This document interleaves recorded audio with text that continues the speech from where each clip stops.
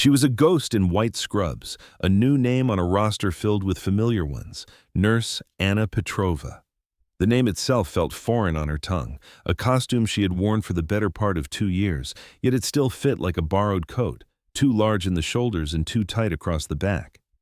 She moved through the gleaming, sterile corridors of the hospital's exclusive penthouse wing with a practiced quietness that her colleagues mistook for timidity. They saw a rookie, a novice with wide, watchful eyes, who did her work efficiently and then faded into the polished linoleum. They didn't see the calculus behind those eyes. They did not see the way she mapped the hallways, noted the positions of the security cameras, or clocked the response time of the guards to a code blue on the floor below. They did not notice that her posture, a perfect balance of relaxed readiness, was not the product of a nursing school deportment class. This wing was a world unto itself, a hospital within a hospital, reserved for the fabulously wealthy, the politically connected, and the dangerously powerful. The air here was different, scrubbed clean not just of germs but of the scent of common suffering. It smelled of money, of floral arrangements that were changed twice a day, and of the faint, expensive cologne that seemed to seep from the very walls, the personal signature of its king.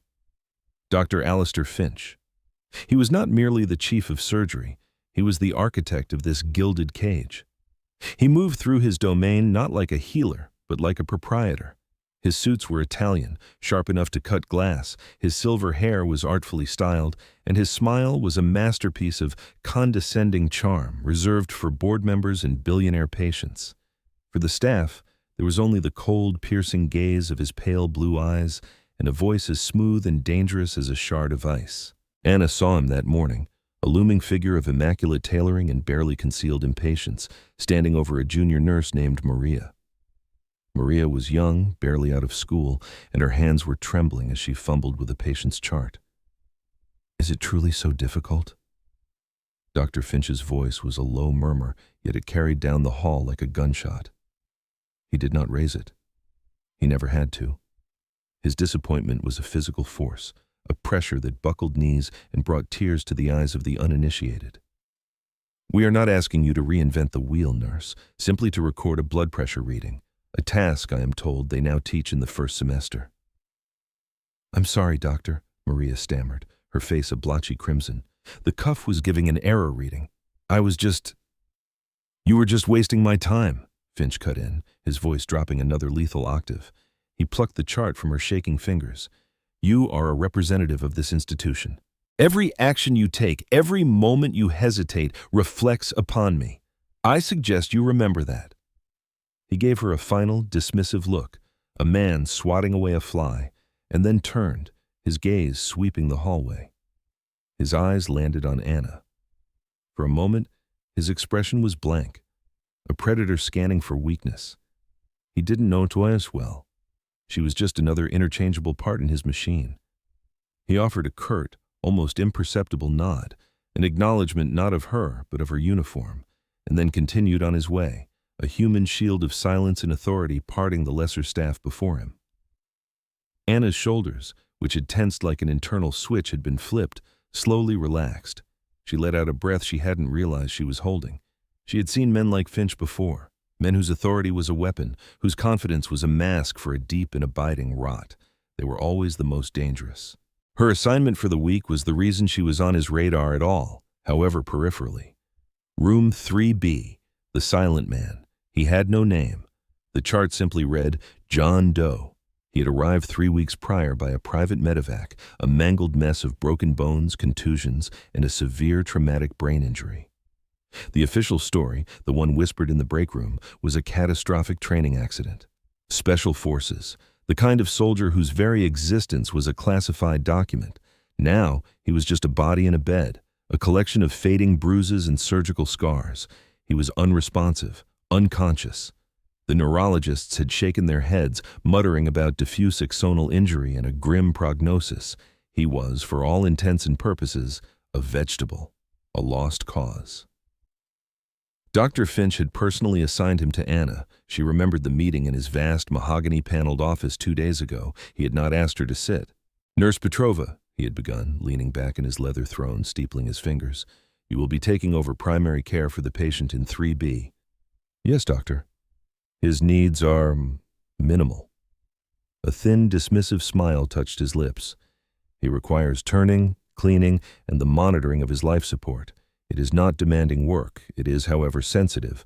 The patient's anonymity is of the utmost importance. You will speak to no one about him. You will record your observations. You will do nothing more. It was a babysitting job, a task for the rookie to keep her out of the way of the real, important work of the wing. It was a message. You are new. You are temporary. You are insignificant. I understand, Anna had said, her voice a flat, neutral tone. Finch's eyes narrowed slightly, as if he was searching for a flicker of disappointment or resentment. He found none, just a calm, steady gaze. It seemed to annoy him. See that you do? He had finished, gesturing to the door. A dismissal. Now, she stood before the door to room 3B. She took a deep breath, centering herself, shedding the tension of the hallway. The patient inside was not a task. He was not a babysitting assignment. He was her mission. She pushed the door open and stepped inside. The room was cold. The air conditioning hummed with a low, mournful drone. The only other sounds were the rhythmic sigh of the ventilator and the steady metronomic beep of the cardiac monitor. The room was bathed in the soft artificial glow of the machines that were keeping the man in the bed alive. He lay perfectly still, a landscape of stillness in the center of the technological bustle. He was younger than she had expected, maybe early 30s. His hair was a dark matted brown. A constellation of bruises faded to a sickly yellow-green painted one side of his face. An intubation tube was taped to his mouth, disappearing into his throat. IV lines snaked from his arms, delivering a cocktail of fluids and medications. The smell of the room was a familiar, layered thing. Antiseptic, bleach, the faint metallic tang of blood that never quite washed away, and underneath it all, the clean, human scent of the man himself. Anna moved to the side of the bed. She didn't look at him as a collection of symptoms or a bundle of nursing tasks.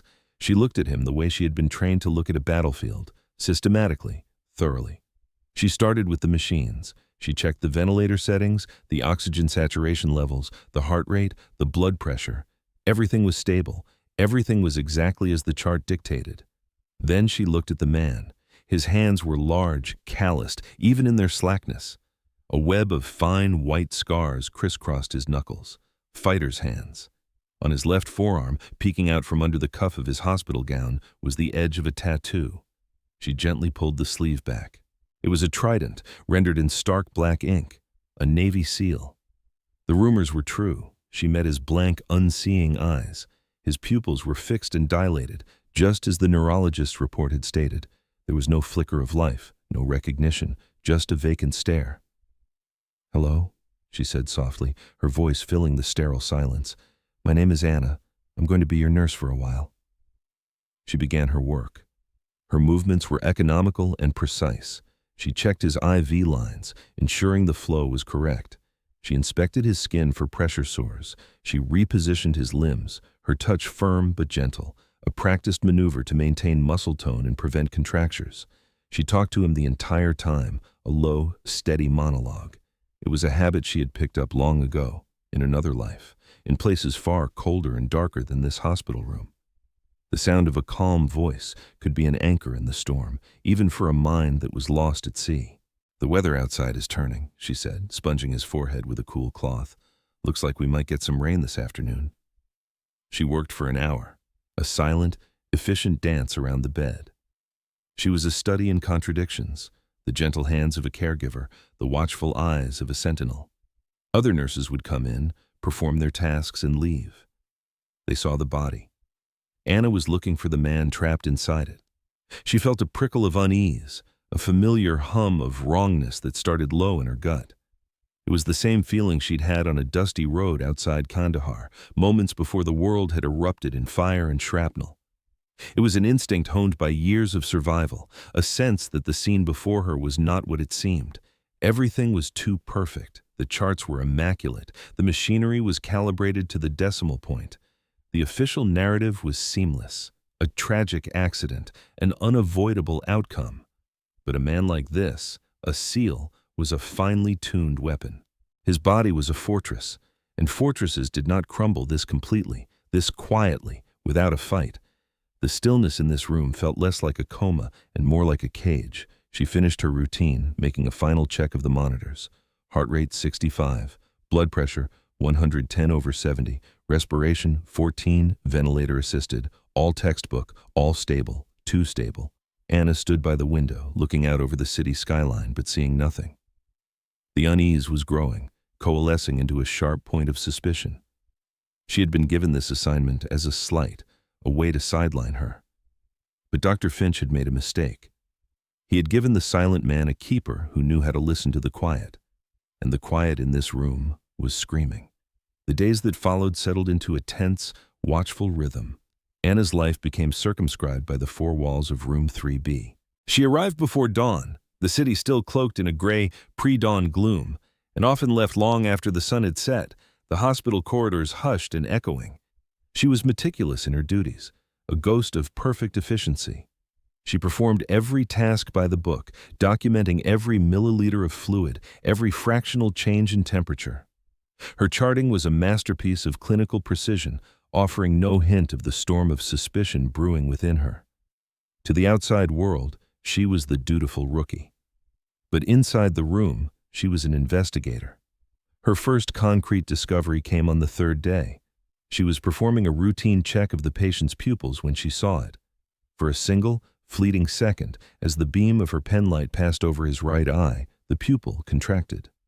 A minuscule, almost imperceptible twitch, but it was there. The neurologist's report stated unequivocally that his pupils were fixed and unreactive. Her heart hammered against her ribs. It was a reflex, a sign of brainstem function that was not supposed to exist. She tried again. The beam swept across his eye. Nothing. The pupil remained wide and vacant, a black hole of unresponsiveness. Had she imagined it? Was it a trick of the light, a symptom of her own exhaustion? No. She trusted her eyes. She had seen it. It was the first crack in the perfect facade of his diagnosis. Later that day, she found another. The television in the room was always on, tuned to a 24-hour news channel, the volume kept at a low, unobtrusive murmur. It was hospital policy, a form of auditory stimulation for coma patients. As a segment began about a defense contractor, Sterling Armaments, securing a massive new government contract, she saw a flicker on the cardiac monitor.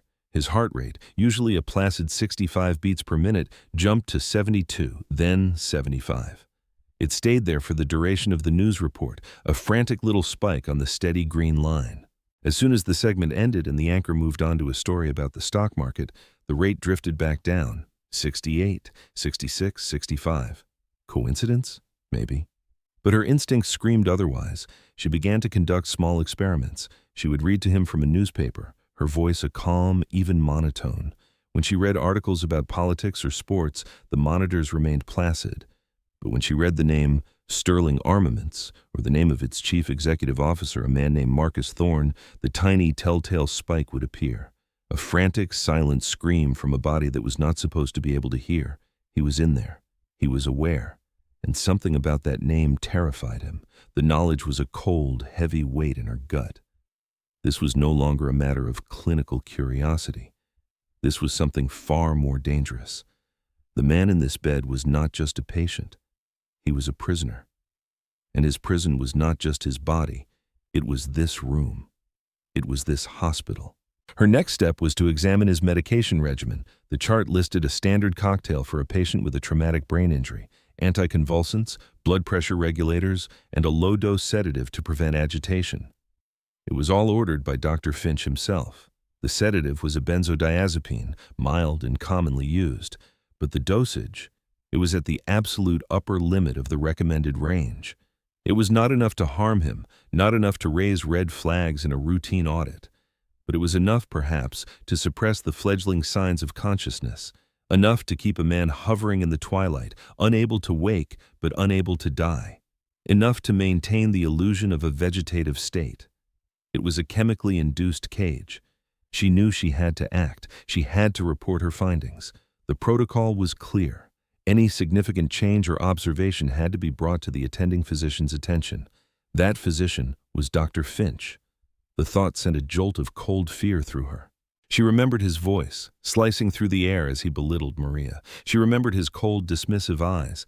To go to him with this, with a series of minute, unprovable observations, a pupil twitch, a minor heart rate fluctuation, a suspicion about a perfectly valid medication dosage, was professional suicide. He would not see a diligent nurse. He would see a hysterical rookie, an over-caffeinated imagination run wild. He would humiliate her. He would crush her, and worse, he would be alerted that someone was looking too closely. Whatever was happening to the man in room 3B would be buried even deeper. She spent the night wrestling with the decision, her small apartment feeling like a pressure cooker. She paced the worn wooden floors, the city lights a distant, indifferent glitter outside her window. Every instinct she had, every lesson learned in the crucible of her former life, told her that a direct confrontation was a tactical error. You do not attack a fortified position head-on. You find a weakness. You go around. But what other choice did she have? She was a nurse. He was her patient. The chain of command was absolute. By morning, exhaustion had won. She had to follow the rules. It was the only way. She found Dr. Finch making his morning rounds, a small entourage of residents and junior doctors trailing in his wake like pilot fish. He was in the middle of holding court, explaining a complex surgical procedure with an air of bored genius. Anna waited, her back straight, her hands clasped behind her. She kept her expression neutral, a mask of professional calm. When he finished, and the small crowd began to disperse, she stepped forward. "Dr. Finch?" He turned, a flicker of annoyance in his eyes at being approached by someone so far down the food chain. "Yes, nurse? What is it?" "I need to speak with you about the patient in 3B. "Is there a problem?" His voice was sharp. "Has his condition changed?" "There have been some minor changes in his neurological responses," she began, choosing her words with care. "I've observed a pupillary reaction and consistent cardiac variations in response to specific auditory stimuli." Finch stared at her. The air around them grew thick and cold. He did not respond immediately. He simply looked at her, his head tilted slightly, as if examining a curious insect. "Pupillary reaction," he repeated slowly, the words dripping with disbelief. "And cardiac variations." "Yes, doctor, and I also have some questions about his sedation protocol. I believe we might be able to reduce the dosage slightly." That was as far as she got. Finch let out a short, sharp laugh. It was not a sound of humor. It was a sound of contempt. The few remaining residents froze, turning to watch the unfolding execution. "Nurse? Petrova, is it?" he said, his voice dangerously soft.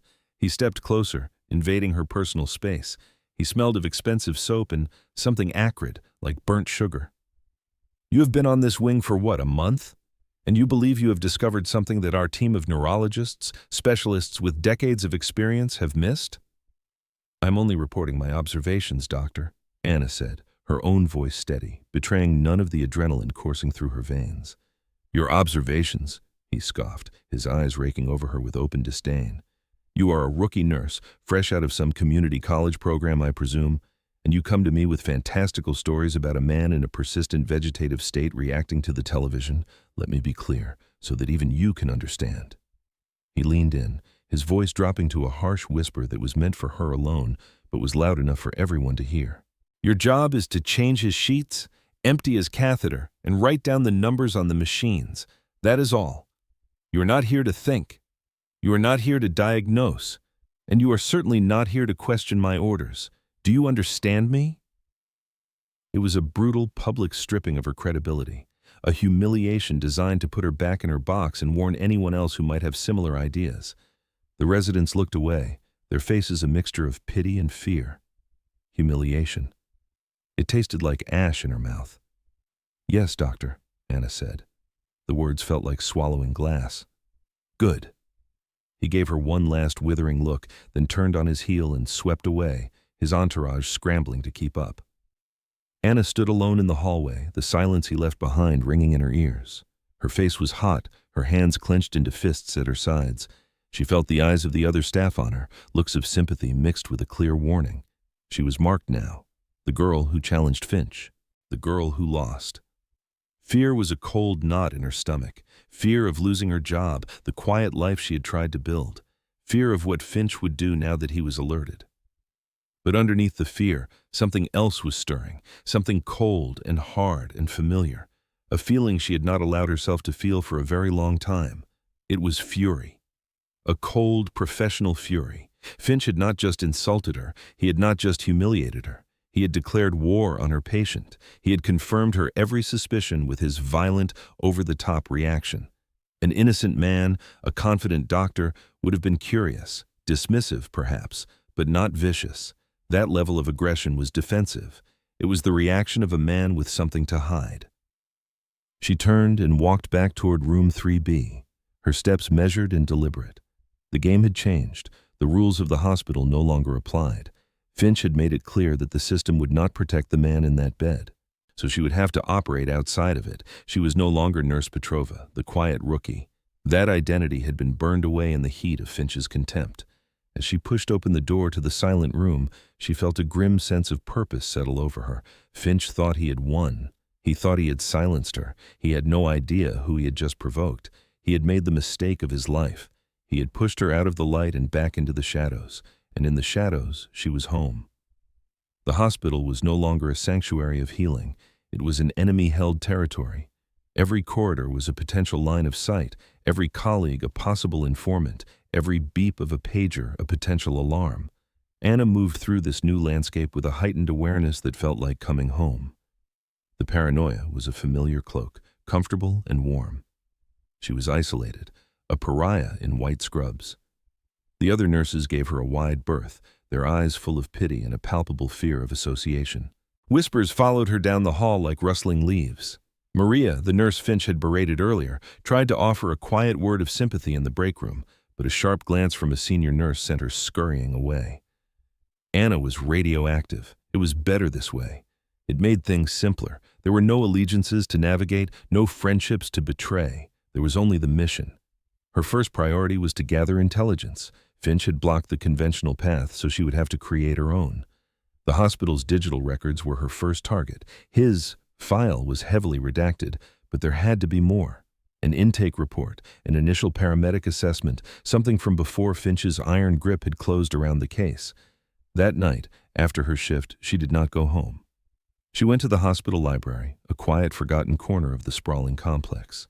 The lone librarian, a woman nearing retirement, barely looked up from her romance novel as Anna slipped into a carrel in the back. Using a public terminal, she attempted to access the hospital's central server. As she expected, her nurse-level credentials gave her access to little more than what was on the patient's floor chart. Access denied. Access denied. Access denied. The words flashed on the screen, a digital wall. But walls could be climbed. In her former life, she had received training in more than just tourniquets and chest seals. She had learned how to exploit systems, both human and digital.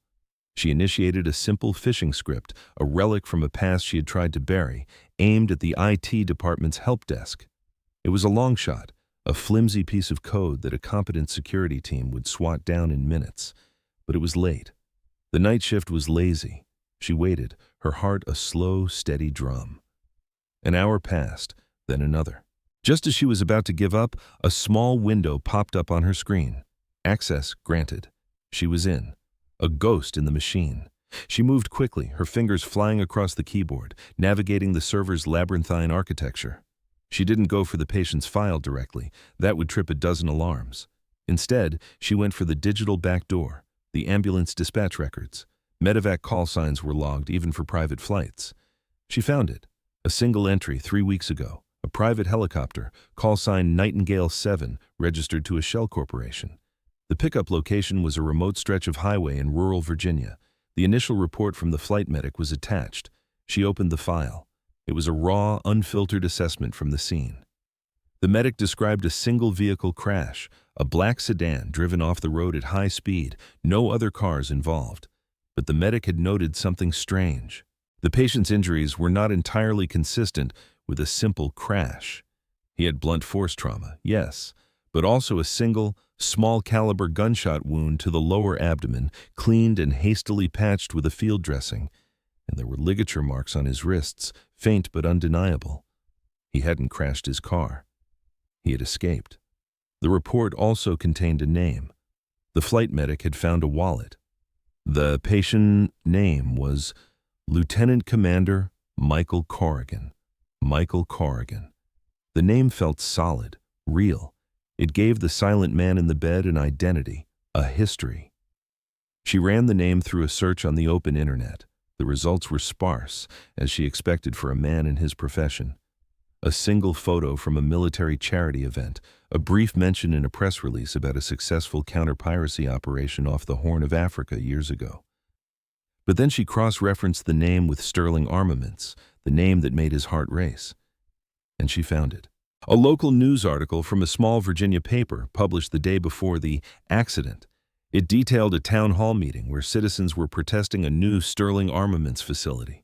A lone, unnamed naval officer had spoken at the meeting, raising concerns about environmental and security protocols at the proposed site. The article was vague, but the implication was clear. Someone in uniform was asking questions he was not supposed to ask. The pieces clicked into place with a sickening finality. Corrigan had discovered something about Sterling Armaments. He had been captured, interrogated. He had escaped, wounded. They had tried to kill him, staging it as a car crash. When that failed, they brought him here, to this hospital, and into the care of a doctor they had on their payroll. A doctor who was tasked with making sure Lieutenant Commander Michael Corrigan never spoke again. Alistair Finch was not just a corrupt surgeon. He was an accessory to attempted murder. He was a component in a conspiracy that reached far beyond the walls of this hospital. The knowledge settled not as fear, but as a cold, hard certainty. She now understood the scope of the battlefield. It was larger and more dangerous than she had imagined, and she was standing in the middle of it, alone. If you were Anna, would you take this information to the police, knowing they might be compromised too? Or would you risk everything on a bolder, more dangerous plan? Bringing this to the authorities was not an option. Who would believe her? A disgraced nurse with a conspiracy theory, armed with a dubiously acquired paramedic report. Finch would bury her in litigation. Sterling Armaments would crush her like an insect, and Corrigan would die. No, the system was compromised. She had to operate outside of it. She needed a weapon that Finch and his powerful friends could not counter. She needed an authority they could not question. She had to activate a network she had not spoken to in years, an underground railroad of courage and loyalty forged in the fires of black sites and forgotten wars. But to do that, she needed the key, and the key was lying in that bed, trapped in a prison of sedatives and silence. She had to get him to give her the signal. The next day, she walked into room 3B with a new sense of purpose. The time for passive observation was over. It was time to attempt contact. She went through her normal routine, her movements calm and deliberate, a perfect picture of a nurse at work. She checked his vitals, cleaned his IV sites, repositioned his limbs. But this time, her actions were different. As she sponged his arm, her fingers brushed against the trident tattoo. She let them linger there for a moment longer than necessary. "Long is the way," she whispered, her voice barely audible over the hum of the machines. "And hard, that out of hell leads up to light." It was a line from Milton, a line used as a recognition phrase in certain corners of the special operations community. A test.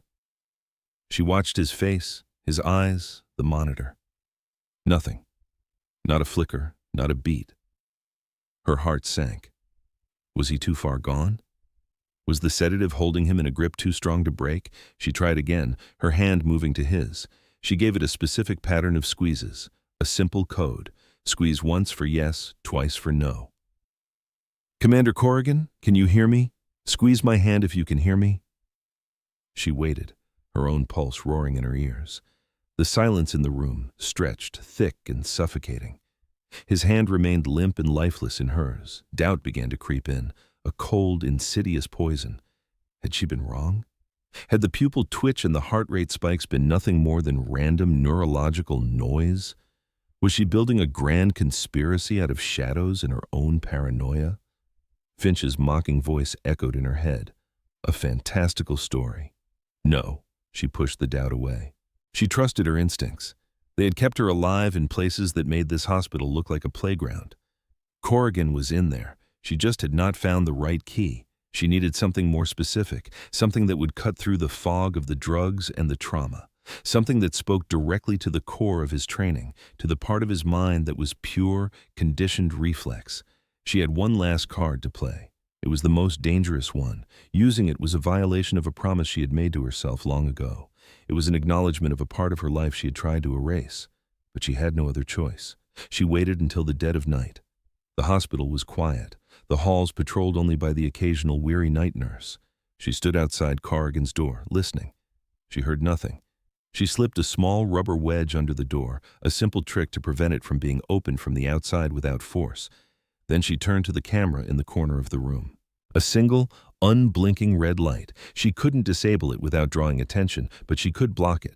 She moved a portable EKG machine, positioning it so that its tall screen and array of wires created a perfect blind spot around the head of the bed. It was a clumsy solution, one that might be noticed, but she only needed a few minutes. She moved to the bedside, her shadow falling over Corrigan's still form. The air was thick with the weight of her decision. This was the point of no return. She leaned in close, her mouth just inches from his ear. The smell of antiseptic was sharp, biting. "Lieutenant Commander Corrigan," she whispered, her voice low and intense. "This is an emergency directive. You will respond." She paused, letting the words sink into the silence. "Unit 734, she said, the numbers feeling alien on her tongue. It was her old unit designation, a name that did not officially exist. A unit that specialized in deep cover medical and extraction operations. A name that every Tier 1 operator was briefed on. A name that was synonymous with a last desperate hope. She continued, her voice a rapid, precise string of words. "Protocol Nightfall is in effect. I repeat, Protocol Nightfall is in effect. Acknowledge." Nightfall was not just a code word. It was a key, a command that was drilled into every operator's subconscious, designed to bypass conscious thought and trigger a conditioned response. It was a signal that a friendly asset was in place and a compromise was imminent. It was a distress beacon of the highest order. She held her breath, watching his face. For a moment, there was nothing. The same slack, empty expression. The same unnerving stillness. And then it happened. His eyelids fluttered, a violent spastic tremor. His fingers, which had been limp for weeks, twitched. They curled, slowly, painfully, into a fist. She looked at the monitor. His heart rate, which had been locked at 65, was suddenly climbing. 80, 90, 110. The machine began to beep, a frantic, high-pitched alarm. She reached over and silenced it, her own heart pounding in time with the frantic rhythm on the screen. She looked back at him. His eyes, which had been vacant and staring, were now focused. They were fixed on her. There was terror in them, and confusion. But underneath it all, there was a flicker of recognition, a glimmer of the soldier within. His throat worked, a dry, rasping sound from around the tube. His hand, the one she was not holding, lifted a few inches from the bed, trembling with an almost superhuman effort. He raised 2 fingers. The signal, an acknowledgement, message received. A wave of relief so profound it almost buckled her knees washed over her. He was there. He had heard her. She had opened the cage. The signal was sent. The protocol was active. Now, all she could do was wait. Protocol. Nightfall was not just a recognition phrase. It was a trigger. In her unit, it was understood that its utterance by an embedded asset was a catastrophic event. It meant the mission was compromised, the asset was in danger, and an immediate, overwhelming response was required. She did not know how the response would come. A phone call, a quiet visitor, or something else entirely. She only knew that it would come. The immediate problem was the alarm she had silenced. The central nursing station would have registered the cardiac arrhythmia. Someone would be coming to check. She had to erase the evidence of her contact. "Stay calm, Commander," she whispered, her voice reverting to the soothing tone of a nurse. "Everything is all right.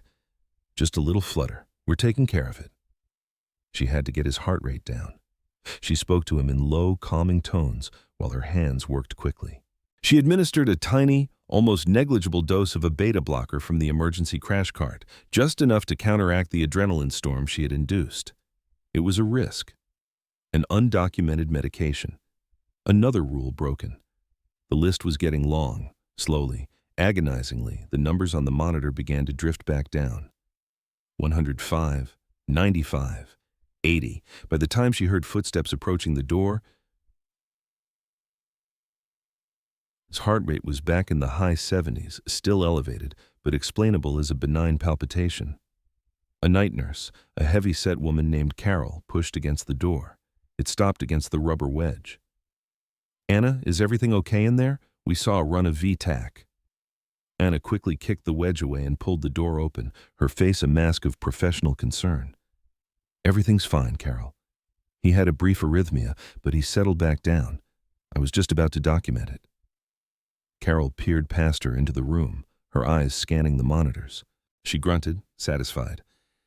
"These head injuries can do that. Spits out all sorts of weird signals. Let me know if it happens again." She gave Anna a tired smile and lumbered off down the hall. Anna closed the door, her back pressing against it. She was shaking, not from fear, but from the sheer vibrating intensity of the past 10 minutes.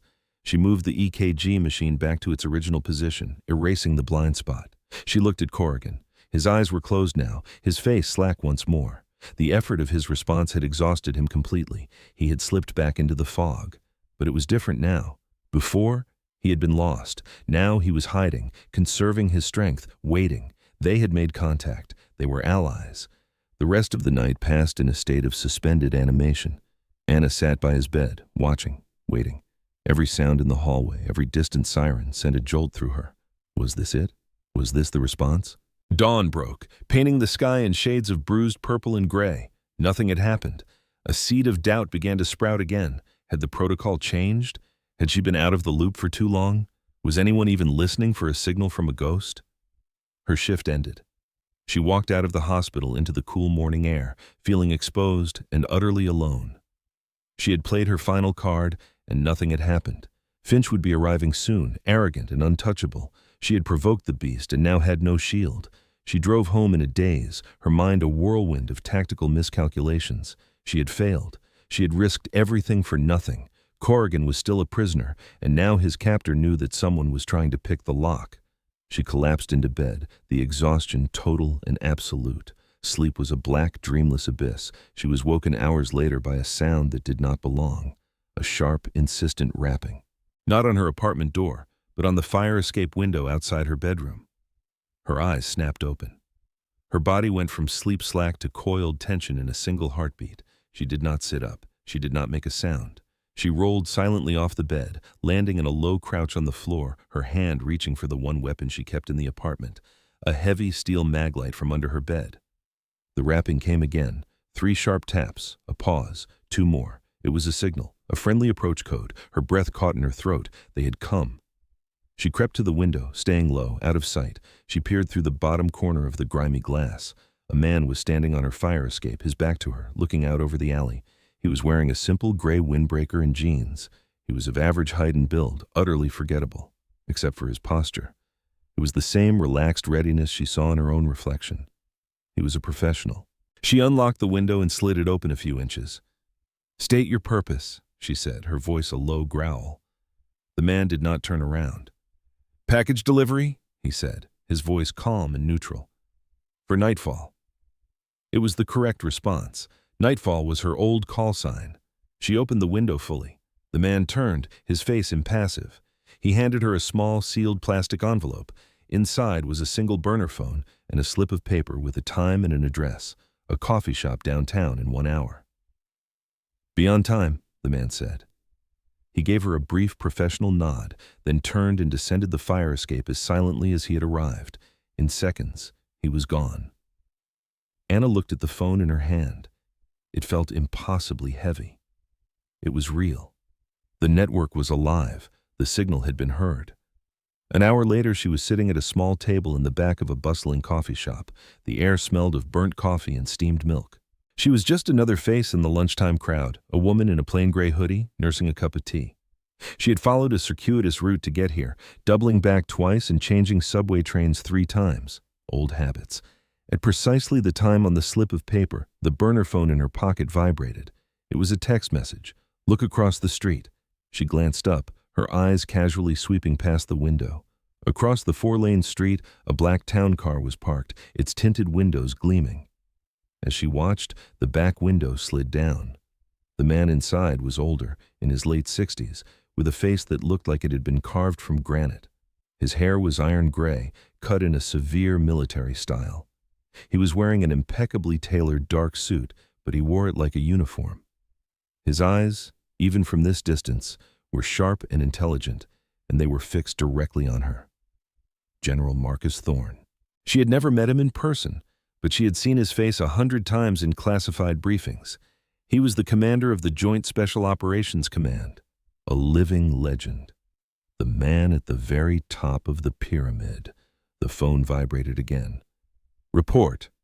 She began to type, her thumbs moving with practiced speed. She laid it all out in clipped, concise sentences. The patient's identity: Lieutenant Commander Michael Corrigan, SEAL Team 6. The situation: held in a medically induced coma at Northwood General Penthouse Wing.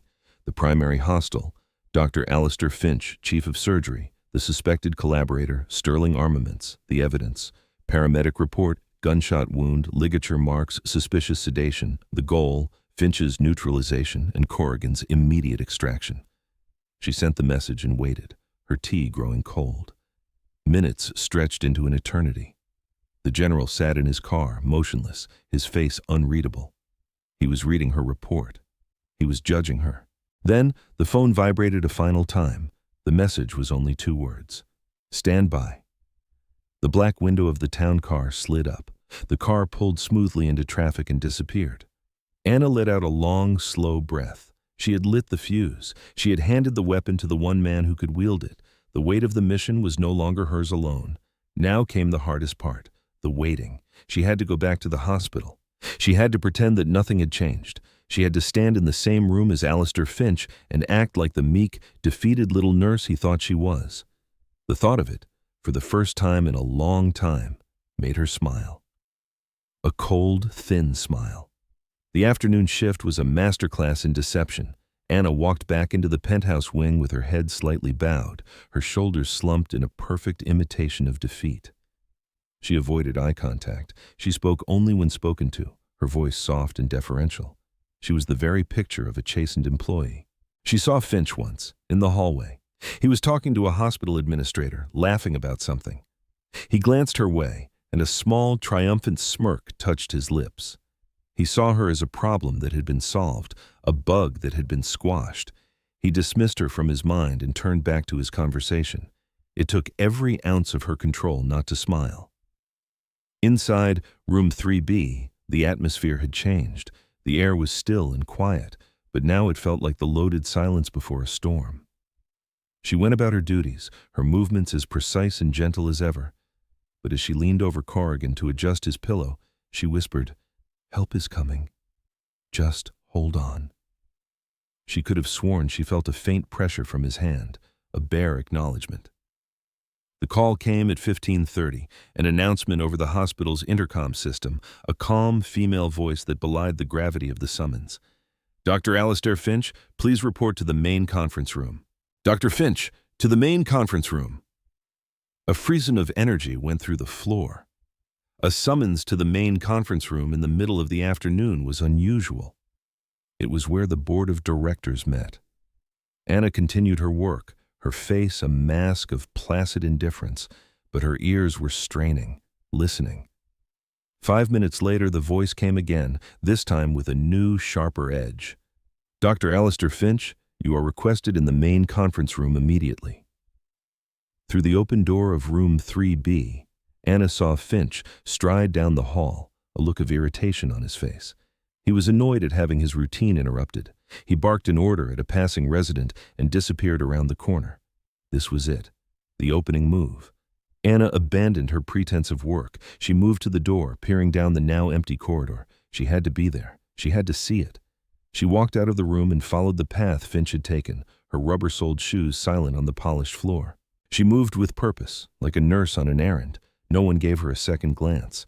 The main conference room was on the first floor, a grand, imposing space with a massive oak table and floor-to-ceiling windows that overlooked a manicured garden.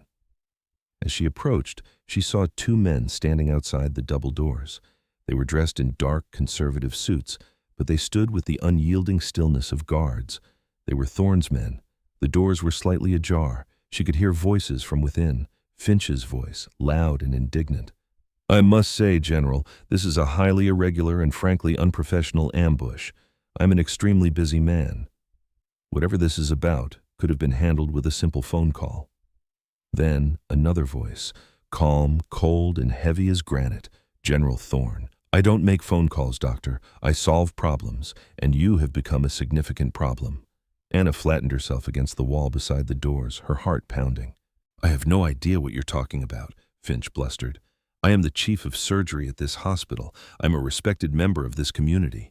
You cannot simply barge in here and—" "Let's talk about Lieutenant Commander Michael Corrigan," Thorne said, his voice cutting through Finch's tirade like a surgeon's scalpel. A sudden, dead silence fell inside the room. The drop in atmospheric pressure was so profound Anna could feel it in her bones. "I am not at liberty to discuss my patients," Finch said finally, his voice tight and strained. He had lost his footing. He was on the defensive. "He is not your patient," Thorne countered, his voice like ice. "He is a United States naval officer who was the sole witness to an act of treason. He was abducted, tortured, and shot by employees of the defense contractor Sterling Armaments. When they failed to kill him, they delivered him to you. Your instructions were simple: ensure he never regained consciousness." "This is an outrageous, slanderous accusation." Finch's voice was rising, bordering on hysterical.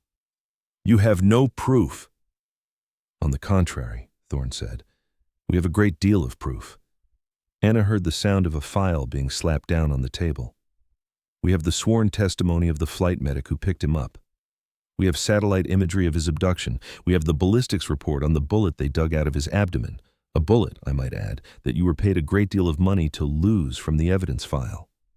Another file slapped the table. "We also have your bank records, specifically the offshore account in the Cayman Islands that received a deposit of $2 million from a shell corporation owned by Sterling Armaments the day after Commander Corrigan was admitted to your care." The silence that followed was absolute. Anna could picture the scene perfectly. Finch, his face ashen, his immaculate suit suddenly looking like a clown's costume. Thorne, implacable, a figure of righteous judgment. This is a misunderstanding," Finch stammered, his arrogance completely shattered. "A fabrication. I have friends, powerful friends." "Your friends cannot help you," Thorne said, his voice dropping to a low, final tone. "Your friends at Sterling are being arrested as we speak. Their facility is being seized by federal agents. The conspiracy is over, Doctor." Anna heard a chair scrape back, the sound of a man broken. "It was a mistake," Finch whispered, his voice thin and reedy. "I never meant— They said he was a traitor, a threat to national security. They said I would be serving my country." "You served your greed," Thorne said with utter contempt, "and now you will pay the price." The conference room doors swung open. 2 men in dark suits entered. They were not Thorne's quiet professionals. They were FBI agents, their badges clipped to their belts. They moved past Finch and stood on either side of him. "Alistair Finch," one of the agents said, his voice flat and official. "You are under arrest for conspiracy, accessory to attempted murder, and treason." Finch looked like he had been turned to stone. His face was a mask of disbelief and horror. The king of the penthouse wing, the man of immense power and influence, was suddenly just a criminal in an expensive suit. As the agents took his arms and began to lead him away, his eyes fell on Anna, standing in the hallway. For a moment, a flash of pure, unadulterated hatred contorted his features. He understood. He finally understood that the quiet, insignificant nurse had been his downfall. He opened his mouth to say something, to scream, to curse her, but no words came out. He was led away, a silent, defeated man. The public downfall was total, complete. Anna stood there, the adrenaline slowly draining away, leaving a profound, quiet relief in its place. It was over. General Thorne stepped out of the conference room. He looked at her, his granite face unreadable for a moment. Then, a flicker of something, respect, approval, softened his hard eyes. He did not address her as nurse. "Captain Petrova," he said, his voice echoing in the now silent hallway. The few hospital staff who had gathered to watch the spectacle gasped. Anna straightened up, her posture shifting automatically, her shoulders squared. The meek nurse vanished, replaced by the soldier she had been. "General," she replied, her voice clear and strong. "Your report was accurate. Your actions were decisive. You saved that man's life." He paused. "You've been out of the game for a while, Captain." "I needed some quiet, sir," she said simply. "The quiet is overrated," Thorne stated. "We're putting together a new unit, a fast response medical intelligence team. It will operate under my direct authority. Its purpose will be to handle situations just like this one, to go into compromised environments and protect our assets. It needs a commander, someone with a unique skill set, someone who knows how to operate in the shadows, someone who knows how to listen to the quiet." He held her gaze. It was not a request. It was a draft notice. "We need you back, Anna," he said. The offer hung in the air, a bridge back to a world she thought she had left forever, a world of danger and purpose. She thought of the past 2 years, the quiet, the emptiness, the feeling of being a ghost in her own life. She thought of the fire she had felt when Finch had challenged her, the cold fury, the sense of purpose. That was who she was, not the timid nurse in borrowed scrubs. She was Captain Petrova. A slow smile touched her lips, a real one this time. "When do I start, General?" she asked. A week later, Anna stood by the window of room 3B, looking not at the city, but at the man in the bed. The ventilator was gone. The forest of IV lines had been thinned to a single, simple drip. Lieutenant Commander Michael Corrigan was awake. He was weak, his voice a hoarse whisper, but his eyes were clear and sharp. He had a long road of recovery ahead, but he was on that road. He was alive, and he was free. A team of military doctors, Thorne's people, had taken over his care. The room was now guarded by 2 stoic Marines who stood outside the door. He was safe. Anna was wearing a simple black pantsuit, not her scrubs. Her time at Northwood General was over. She had already packed the few belongings from her locker. She was here to say goodbye. Corrigan turned his head on the pillow, his eyes finding hers. "They told me what you did," he rasped, the effort costing him. "I just did my job, Commander," she said softly. A faint smile touched his lips. "Some job. They told me who you are, or who you were." "It's complicated," she said. "Thank you," he said, the words full of a profound, simple gratitude that was more powerful than any commendation. "You didn't have to. You risked everything." "So did you, Commander," she replied. She gave him a small professional nod. "Get some rest." She turned and walked out of the room, past the Marine guards, and down the hallway that no longer felt like enemy territory. She did not look back. Downstairs, a black car was waiting for her, the same one she had seen General Thorne in. The driver, the same forgettable man from her fire escape, held the door open for her. She slid into the back. On the leather seat beside her was a single, unmarked file folder. She opened it. The first page was a satellite photo of a warehouse complex in a lawless region of Eastern Europe. A known hub for illegal arms trafficking. Scrawled across the top in red ink were 2 words: "Your first target." Anna closed the file, a feeling of quiet, exhausted relief mixing with a surge of cold, professional purpose. The cage of her quiet life had been shattered, and she was free. She was not a victim. She was not a witness. She was a weapon, once again pointed in the right direction. The ghost in white scrubs was gone for good. In her place sat Captain Anna Petrova, and she was going to war. Your support is what keeps these stories alive. So if you enjoyed this, please subscribe to the channel and don't forget to hit that notification bell. We've all had moments where we felt underestimated. Let me know in the comments below about a time you had to prove someone wrong. Now, get ready for the next story, which is loading up on your screen right now.